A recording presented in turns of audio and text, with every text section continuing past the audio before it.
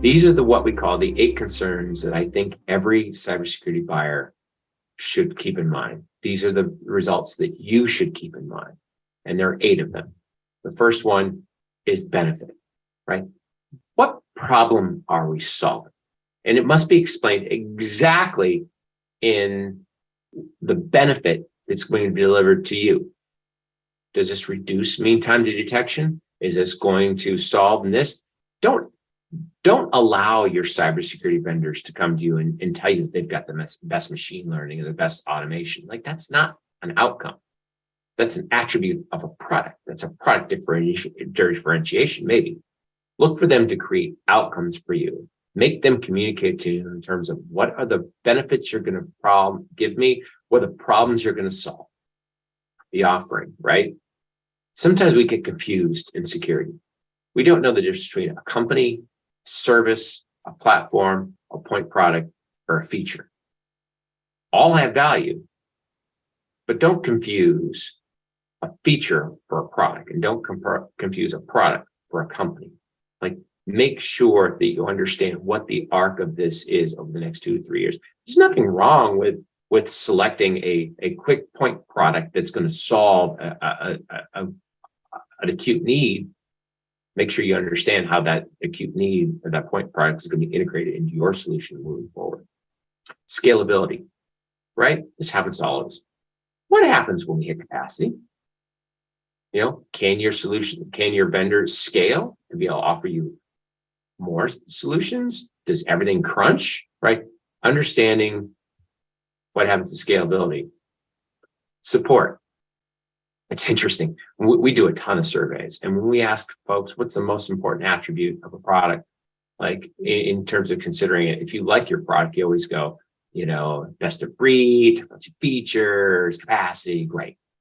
When we ask people that don't like their product, the number one thing they always tell us is good customer references.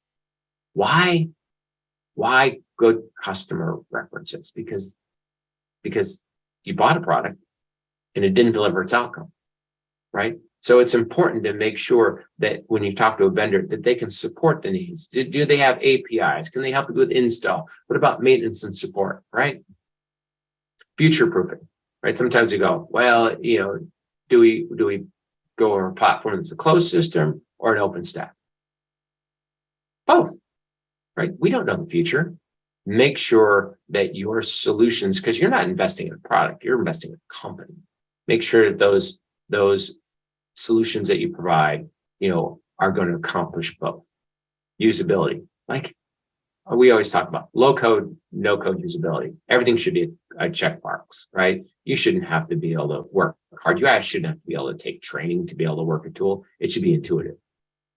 Complexity, the last thing you want to do when you're going out and buying products is introduce more complexity. Like, tools should solve the problems that we as customers create for ourselves, right? Multi-cloud, hybrid cloud, right? If we were all Merlin and we could just go ding, we would have one environment, but we're not. Like, organizations are full of people, and people create complexity, right? Make sure you select solutions that solve that complexity problem that we've created for ourselves. And finally, time to value. It's interesting. When COVID hit, we at IDC did a piece analyzing what was going to be the impact of COVID. And we said, hey, everyone's going to move to SaaS, right? And the reason that we said everyone's going to move to SaaS was that we figured people weren't going to be on premises. Well, we were right in that SaaS solutions became increasingly more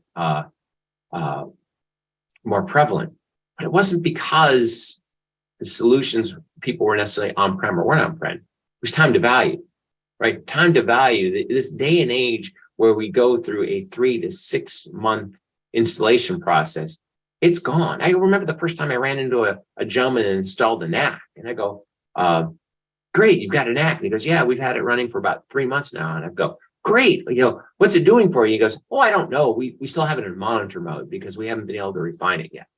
What? Right? Quick time to value. Like, it should be able to install. Now, I always talk about the 15-minute install. Realistically, give it an hour. But I should be able to install and configure it in an hour, and I should be able to get value, right? I should be able to get a payback quickly. time to value is important.